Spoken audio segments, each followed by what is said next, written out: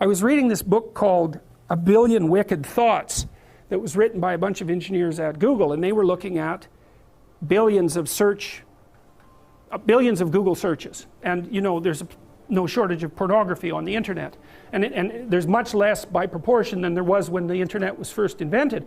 And it's so interesting because it actually turned out that one of the things that drove the development of the internet and the technology was the proclivity of young men to search out sexually provocative images. That was what was at the forefront of the development of the net. It's extraordinarily interesting.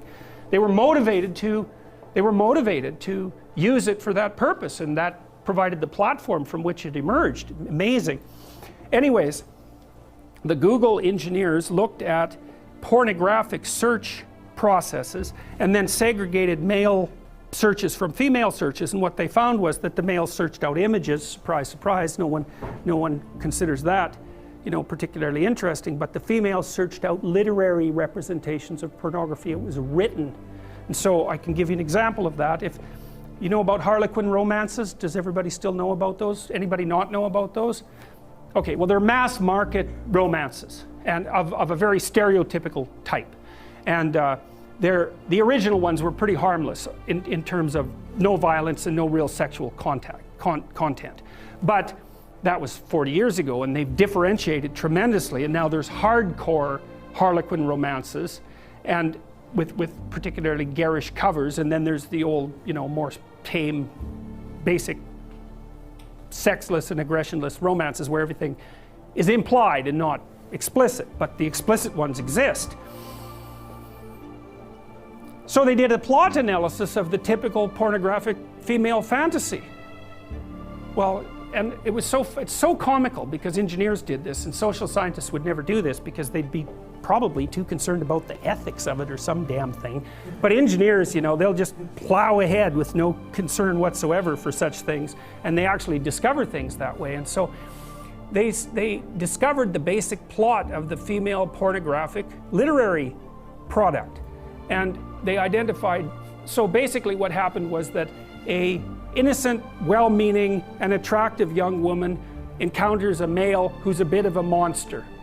And the monster, there's 5 types of classic male monster. For all you males who want to know, this is what you can become.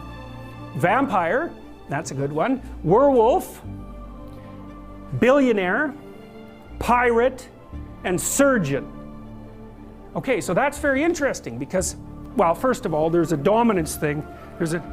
Now you're actually blushing, you know, you're actually blushing about that. That's very, very funny. So, sorry to point it out, but it's so comical, you know. I know, it's so funny. I was reading this, it was just cracking me up. I thought, oh my God, really? Pirate, vampire, oh, that explains it. What about all these damn vampire shows, right? They're so popular online, they're so popular on Netflix. Oh yes, and then there's the werewolf. There's nothing sexier than a werewolf, apparently.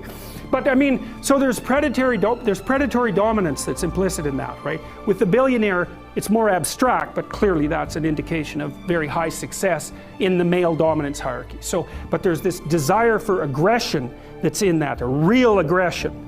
Right, and it's not surprising to me at all. It makes perfect sense. But the basic plot is that the woman encounters this mysterious and aggressive male and tames him. That's the female hero myth, as far as I can tell. It's Beauty and the Beast. And so it's because, well, there's no fun in taming someone who's already tame. And what makes you think you really want someone who's tame anyways? There's no interest in that.